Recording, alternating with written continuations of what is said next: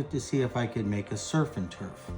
So what I did is I took the top of the fish sandwich and then kept the middle bun for the Big Mac and the bottom.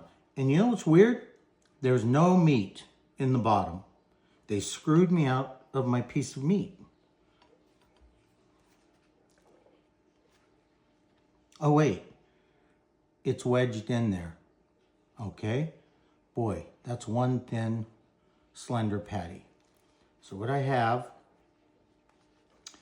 is a Big Mac and a fish sandwich combined, and this is my McDonald's surf and turf.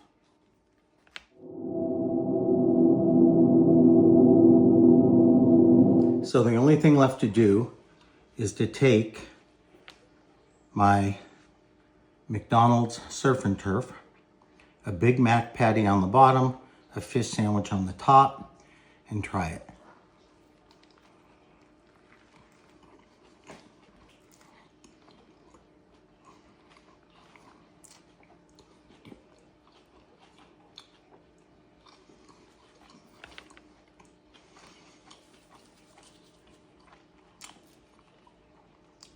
Did I need to do that?